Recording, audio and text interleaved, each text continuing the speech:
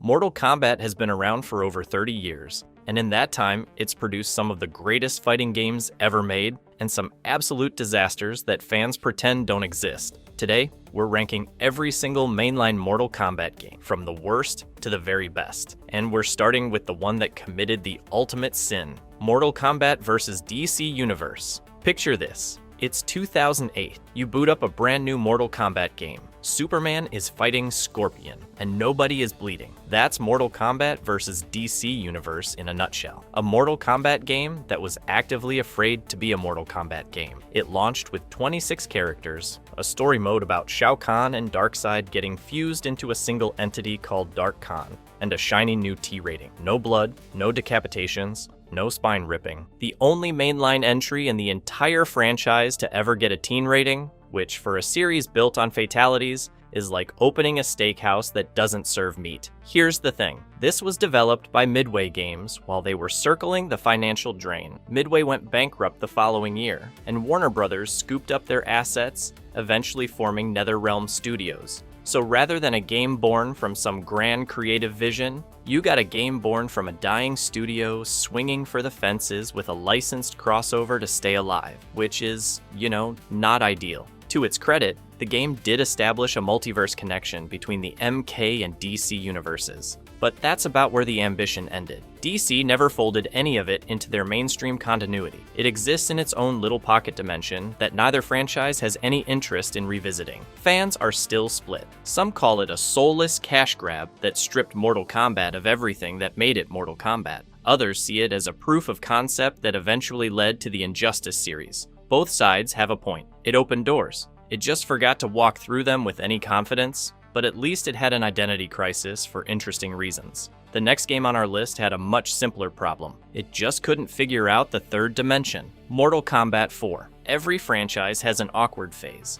that weird period where it's trying to figure out what it wants to be, and in the process, it becomes something nobody asked for. For Mortal Kombat, that phase was 1997. MK4 was the franchise's first attempt at 3D, and you could tell. The digitized sprites that gave the series its identity were gone, replaced by stiff polygon models that moved like action figures being smashed together by a toddler. The hit detection was clunky, the animations felt robotic, and the whole thing had this uncanny valley quality where characters looked like they were fighting underwater. In a vacuum, maybe that's forgivable. But MK4 didn't release in a vacuum. It released in the same era as Tekken 3, which was already setting the standard for what 3D fighters could look and feel like. The comparison was brutal. Then there was the weapon system. Each character could pull out a specific weapon mid-fight, and on paper, that sounds like it adds depth. In practice, it broke the flow of combat that made Mortal Kombat feel like Mortal Kombat. Suddenly, you're watching Scorpion swing a broadsword around like he's auditioning for a Renaissance fair,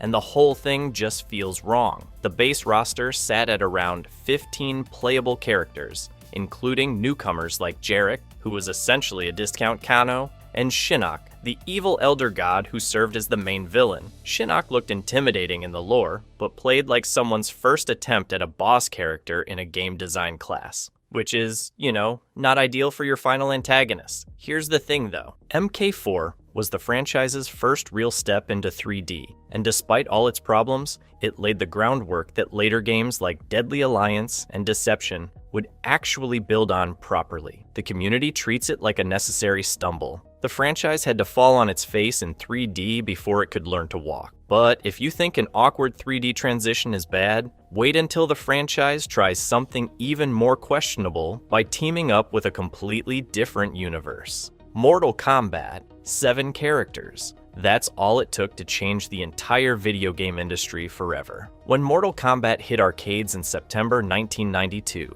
it had a roster so small you could count every fighter on your fingers and still have 3 left over. Liu Kang, Johnny Cage, Sonya, Scorpion, Sub-Zero, Kano, and Raiden. That's the whole squad. And somehow, this tiny lineup generated roughly $50 million in its first year alone. But here's the thing. Nobody was feeding quarters into that cabinet because the gameplay was revolutionary. Let's be honest, the mechanics are stiff, the hit detection is questionable, and the AI has the emotional range of a brick wall. What people were paying for was the spectacle. Digitized real actors instead of cartoon sprites. actual human beings getting their spines ripped out in photorealistic detail. In 1992, that was like watching someone perform surgery through an arcade screen. And then came the fatalities. Before Mortal Kombat, fighting games ended with your opponent falling down. Maybe a dizzy animation if you were lucky. This game let you rip a man's head off with his spinal cord still dangling from it like a fleshy wind chime. That single concept, the idea that winning wasn't enough and you had to humiliate your opponent afterward, fundamentally rewired what fighting games could be.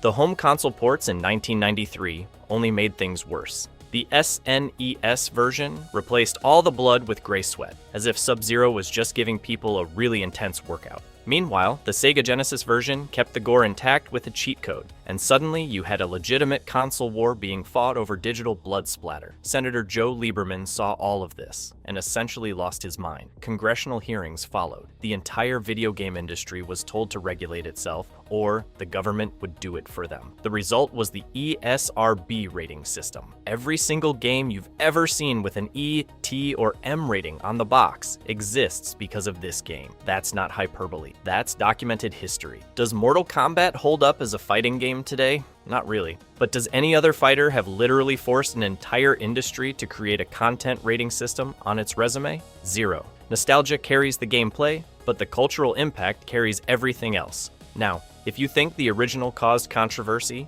wait until you see what NetherRealm did when they decided to reboot the whole thing 3 decades later. Mortal Kombat 1, 2023. Here's a sentence that should make your brain hurt. Mortal Kombat 1 is the 12th mainline entry in the franchise. Not the first, the 12th. The series has literally eaten its own tail, rebooted so hard it forgot what number it was on, and somehow expected nobody to be confused by that, which is, you know, not ideal. Released in September 2023 on PS5, Xbox Series X/S, and PC, this was NetherRealm's big swing, a complete narrative reset. Everything you knew from MK9 through MK11, every character arc, every sacrifice, every timeline twist, gone, wiped clean. The idea was simple. Build a fresh multiverse story with 23 base roster characters so newcomers could jump in without needing a PhD in Mortal Kombat lore. And on paper, that sounds reasonable. 30 years of convoluted tournament mythology is a lot to ask someone to care about. But here's where it gets complicated. The people who already cared, the ones who spent 3 games watching these characters grow and change and die and come back, they felt like they got their save file deleted.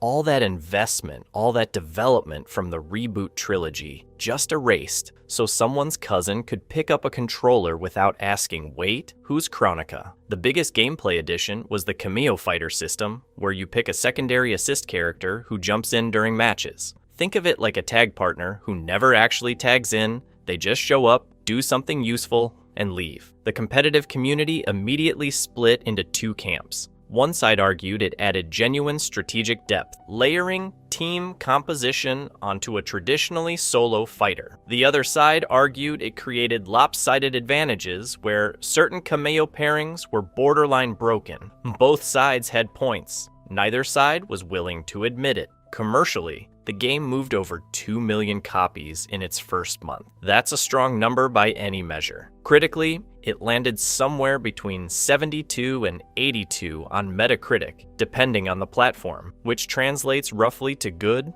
not great, definitely not bad. The story mode felt shorter than MK11's, and the roster at launch felt thin compared to what players had gotten used to. The fundamental question with Mortal Kombat 1 is whether good is enough when you're asking an entire fan base to forget everything and start over. It's a competent fighter with interesting ideas, but competent and interesting don't always equal essential. And when your competition is your own legacy, that's a tough fight to win. Speaking of legacy, let's talk about a game that tried to cram the entire franchise into one package and paid the price for it. Mortal Kombat. Armageddon. Mortal Kombat. Armageddon is what happens when a franchise looks at itself in the mirror, panics, and decides the answer to every problem is more. More characters, more customization, more ambition, and somehow less of everything that actually matters. Released in October 2006. 2 years after Deception, Armageddon shipped with 62 playable characters. 62. That's not a fighting game roster, that's a phone book. Every single character from the franchise's history was crammed in, including previously unplayable bosses,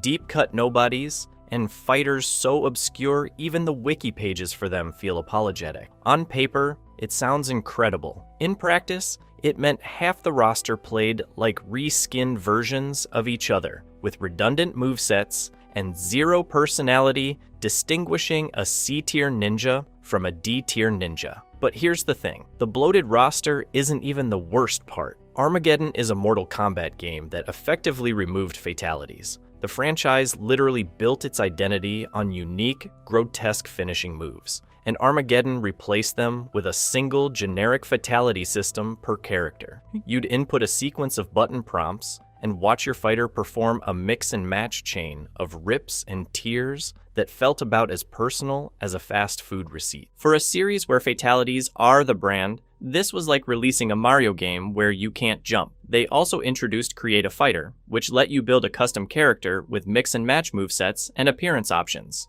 Cool concept. Except it mostly just highlighted how shallow the combat system had become when your homemade abomination played roughly as well as half the actual roster. And then there's the story mode. Armageddon's narrative solution to a timeline that had become an incomprehensible mess was elegant in the worst possible way. They killed everyone. Every single playable character dies. Liu Kang, Scorpion, Sub-Zero, all 62 of them, gone. It's the narrative equivalent of flipping the Monopoly board because nobody can agree whose turn it is. But honestly, it was probably necessary. The lore had become so tangled that a full reset was the only way forward. Critics gave it a 62% consensus, the weakest of the PS2 era trilogy. Armageddon is creative burnout turned into a product, a game that tried to be everything and ended up being a spectacular, overstuffed funeral for an entire timeline. But at least Armageddon had the decency to crash at the end of an era. The game that kicked off this whole PS2 experiment had its own set of problems. Mortal Kombat: Deadly Alliance. By 2002, Mortal Kombat had a problem. The franchise had spent a decade escalating its cosmic stakes to the point where every new game needed a bigger, badder elder god threatening to swallow reality whole. The formula was exhausting, so Deadly Alliance did something genuinely brave. It threw all of that away. Instead of another interdimensional apocalypse, the entire plot hinged on two schemers, Shang Tsung and Quan Chi, deciding to team up and take over. That's it. No world-eating deities, no reality-collapsing portals. Just two guys with a plan, and honestly, it worked better than anything the series had done in years. Scaling the threat down made you actually care about the outcome because mortal enemies with personal grudges are infinitely more compelling than a glowing sky god you've never met. But the story wasn't the only reinvention happening here. This was the franchise's first proper leap into the PS2 and Xbox generation, and visually it was a different universe from MK4's polygon nightmares. Characters actually looked like characters instead of angry geometry. The animations were smoother, the environments had actual detail, and for the first time in the 3D era, a Mortal Kombat game didn't feel like it was 5 years behind its competitors. The roster hit 24 playable characters, each with multiple fighting style configurations. You could swap between martial arts disciplines mid-fight, which added a layer of strategy the series had never really attempted before. It wasn't just pick a character and memorize their combo string anymore. There was genuine depth to the system. Then there was Conquest Mode. The ambition here was real, an RPG-like progression system where you trained different martial arts styles, earned experience points, and worked through what was essentially a fighting game campaign. On paper, it sounded like exactly what the franchise needed. In practice, it felt like someone started building a house and ran out of lumber halfway through. The bones were there, the vision was there, but the execution felt stripped down compared to what it was clearly trying to be. None of that mattered in the big picture, though. Deadly Alliance proved that Mortal Kombat could reinvent itself. It could shed its skin, abandon what wasn't working, and come back stronger. That's not nothing. That's the reason the franchise survived long enough to eventually become a billion-dollar property. But if Deadly Alliance showed the series could evolve, MK11 showed what happens when that evolution gets a massive budget and 17 more years of experience behind it. Mortal Kombat 11. $400 million in revenue within the first year. Let that sink in for a second. Mortal Kombat 11 didn't just succeed, it became one of the most profitable fighting games ever released. And it almost torpedoed its own competitive scene over a gear system, which is not ideal. Let's start with what worked, because a lot worked. The time travel story mode is genuinely one of the coolest things NetherRealm has ever done. The plot spans 25 years of the franchise timeline, pulling classic characters from the 1992 through 2011 eras and dropping them right next to their modern counterparts. Young Johnny Cage meets old Johnny Cage. Past Scorpion faces present Scorpion.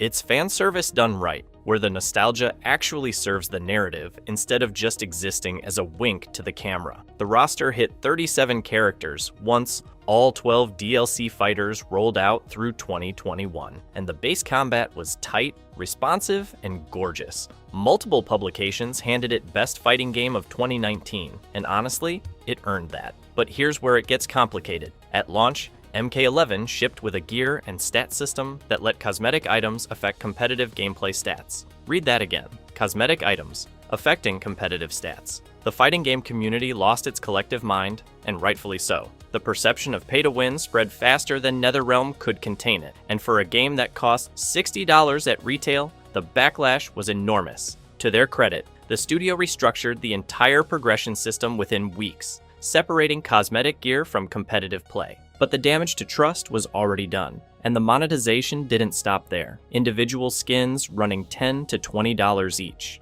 DLC characters sold separately. The community split hard between players who genuinely loved the time-spanning story and players who felt like every menu screen was trying to shake coins out of their pockets. You had a game that was simultaneously winning Game of the Year awards and getting dragged on Reddit for predatory pricing. Both things were true at the same time. Here's the thing about MK11. It's a genuinely excellent fighting game wrapped in a monetization strategy that kept trying to undermine it. The combat is fantastic, the story mode is ambitious, the roster is deep, but every conversation about its quality comes with an asterisk, and that asterisk has a dollar sign on it. Still, $400 million says a lot of people were willing to pay. Whether that's a compliment or an indictment depends on who you ask. But if you think monetization drama is a modern problem, wait until you hear about the roster controversy that split the fanbase back in 1995. Mortal Kombat 3. One button. That's all it took to split the entire Mortal Kombat fanbase in half. When MK3 hit arcades in April 1995, it looked like more of the same digitized fighter everyone loved. Same engine, same gore, same general vibe.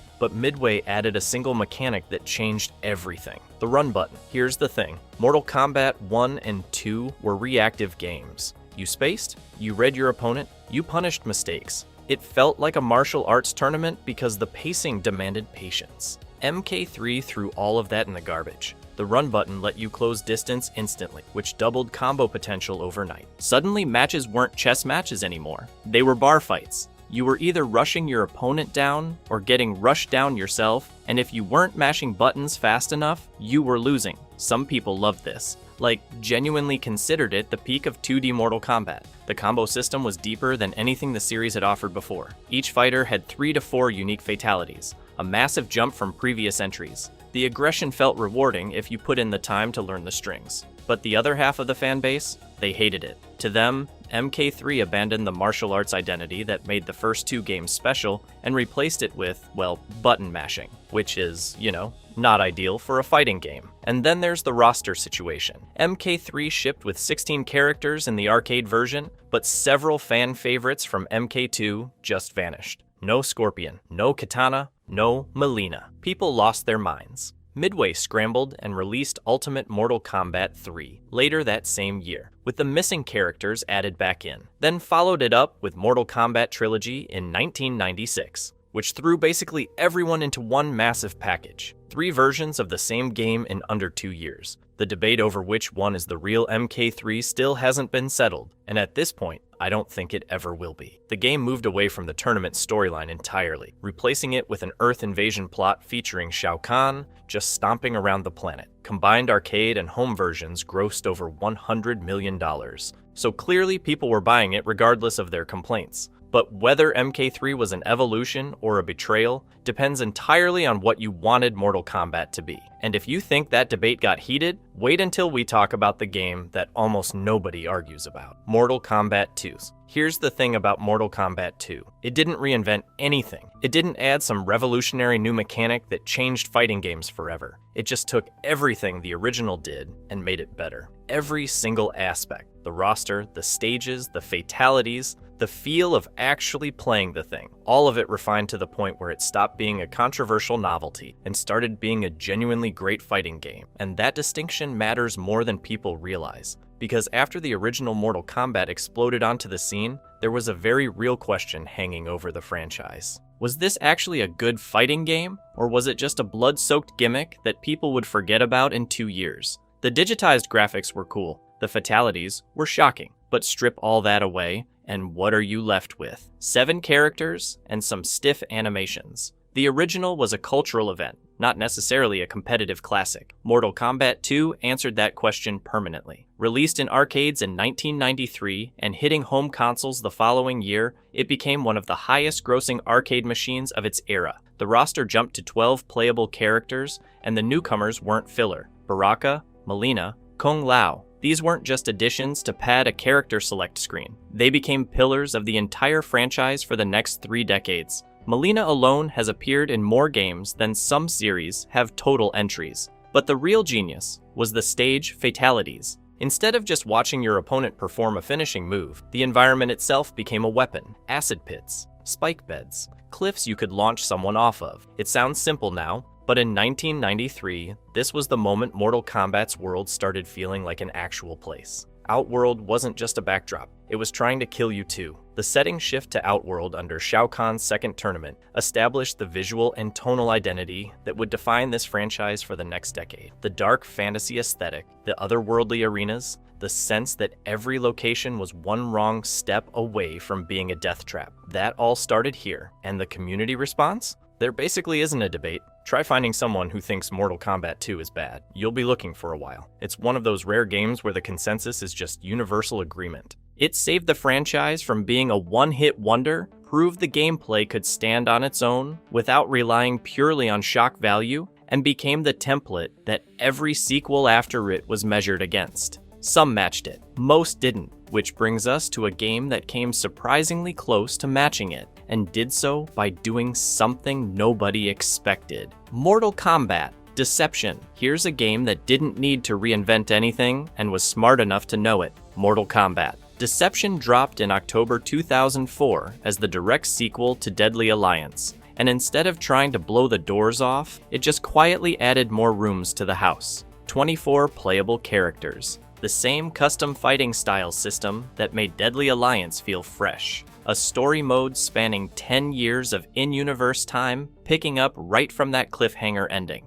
Metacritic scores landed between 78 and 82 across PS2, Xbox, and GameCube. Solid across the board. Not flashy, just solid. But here's the thing. Deception's real legacy isn't in its fighting. It's in a menu screen. The crypt system debuted in this game, and it changed how fighting games handled unlockables forever. Instead of just ticking off a checklist or grinding through arcade mode for the 47th time, you navigated an actual grid-based crypt. You had in-game currency. You walked up to mystery coffins. You spent your coins and found out what was inside. Maybe it was a new costume, maybe it was a fatality, maybe it was concept art that you'd look at exactly once and never again. But the point is, it felt like exploration, it felt like discovery. You weren't just unlocking content, you were excavating it. And it worked so well that every single mainline Mortal Kombat game after this copied it. Everyone. The crypt became permanent franchise DNA, and it started right here. Not bad for a feature that's technically just a fancy unlock screen. Now, Deception also threw in puzzle combat and chess combat, which is where opinions start to diverge. Puzzle combat was basically Super Puzzle Fighter with Mortal Kombat characters, which is either delightful or completely unnecessary depending on how seriously you take your spine ripping. Chess combat turned the roster into chess pieces on a board where capturing a piece meant fighting for it. Creative? Absolutely. Something you'd play more than twice? That's debatable. But you have to respect a studio willing to put a chess minigame inside a franchise built entirely around punching someone's skeleton out of their body. That takes a specific kind of confidence. The community generally treats Deception as the most complete package of the PS2 era. It continued Deadly Alliance's momentum without feeling like a lazy rehash, added systems that became permanent fixtures, and threw in enough weird side content to keep you busy for weeks. It's the quiet overachiever, the game that didn't demand your attention, but absolutely earned it. But if Deception was the PS2 era's most complete package, the next generation brought a game that raised the bar for what a modern Mortal Kombat could even look like. Mortal Kombat 10. This is the franchise operating at full swagger. $500 million in revenue by 2016. Metacritic scores between 84 and 87 across every platform. An 8-hour story mode that people actually wanted to replay. Mortal Kombat X isn't just a great fighting game. It's the moment NetherRealm proved they could print money and critical acclaim at the same time. The story jumps forward 25 years in the timeline, and instead of dragging out the same roster until everyone's collecting a pension, the game does something genuinely bold. It introduces the next generation: Cassie Cage, daughter of Johnny and Sonya; Jackie Briggs, daughter of Jax; Takeda, raised by Kenshi; Kung Jin, descendant of Kung Lao. These aren't throwaway legacy characters either. The story mode alternates between hero and villain perspectives across 24 playable fighters, and by the end, you actually care about these kids. Which is, not something fighting games are traditionally known for. But the real conversation starter is the variation system. Before every match, you pick one of 3 completely different movesets for your character. Scorpion could be a rushdown nightmare in one variation and a zoning pest in another. Same character, totally different game plan. For casual players, this was incredible. You didn't need to learn 3 separate characters to experience 3 separate playstyles. You just needed one. Competitive players had a slightly different reaction. Specifically, they lost their minds. Balancing 24 characters is already a nightmare. Balancing 72 effective characters is something closer to a war crime. Certain variations were objectively superior, which meant tournament play often boiled down to the same handful of picks, despite the system supposedly encouraging diversity. The intention was beautiful. The execution was a headache for anyone running brackets. Then, there's the DLC situation. The roster expanded to 29 characters, and among those additions were Jason Voorhees, the Alien, and the Predator. 3 iconic horror movie characters fighting alongside ninjas and thunder gods. Some people loved the crossover energy. Others wanted those development resources spent on actual Mortal Kombat characters who'd been sitting on the bench for a decade. Both sides had a point, honestly. But watching a xenomorph perform a fatality on Sub-Zero is objectively entertaining, regardless of where you stand on the principle. The numbers don't lie, though. Over $500 million. Universal critical acclaim, a story mode that successfully passed the torch to a new generation without burning down the old one. MKX is the franchise at its commercial and creative peak, the rare game where the money people and the creative people were clearly both getting exactly what they wanted. But if you think this is the best Mortal Kombat has ever been, there's one game that might have something to say about that: Mortal Kombat 9. Let me set the scene. It's 2006. Armageddon's battle royale threw every character in the franchise into one massive brawl with a canonical outcome so bleak it wrote the series into a corner. The story had nowhere to go. The 3D gameplay felt like it belonged in a different series entirely, and Mortal Kombat was creatively bankrupt. The franchise that once forced the United States government to create an entire rating system was limping toward irrelevance. And then NetherRealm did something nobody expected. They went backwards. Mortal Kombat 9 didn't try to innovate. It didn't chase trends. It didn't stuff 62 characters into a roster hoping quantity would mask the problem. Instead, it looked at what made this franchise matter in the first place and rebuilt from the foundation up. The 3D fighting system that had dominated since MK4, gone. In its place, a 2D system directly inspired by MK2's mechanics. Every other fighting game on the market was pushing further into 3D space, and NetherRealm said no, actually, we're going the other direction. That decision was borderline insane, and it worked perfectly. The story mode used time travel to reset the entire timeline from MK1 through MK3, letting newcomers experience the original saga with modern presentation. 27 playable characters, unblockable boss fights that made you want to throw your controller through a wall. Metacritic scores sitting at 85 and 86 across platforms. The kind of critical reception the franchise hadn't seen in over a decade. But here's what the numbers don't capture. MK9 didn't just save Mortal Kombat. It proved that a legacy fighting franchise could come back from the dead by respecting its own identity instead of chasing whatever was trendy. Street Fighter IV had already kicked off a fighting game resurgence in 2008, but MK9 showed that revival wasn't limited to one franchise. The audience was there for any series willing to go back to what made it great. Some people will tell you MK9 was just competent nostalgia bait. Those people are wrong. This game reconnected an entire generation of lapsed players with a franchise they'd written off. It proved that going backwards could be the most forward-thinking move possible. Without MK9, there is no MK10. There is no MK11. There is no franchise revival. There is no #1 spot on this list, because the series would be dead. Every game we rank today exists in MK9's shadow. The bad ones failed to learn its lessons. The great ones built on its foundation. And MK9 itself, it sits right here at the top, exactly where it belongs. Not just because it's a great fighting game, but because it gave an entire franchise a second life when nobody thought that was possible. If you enjoyed this video and want to see more, click the video on the screen now.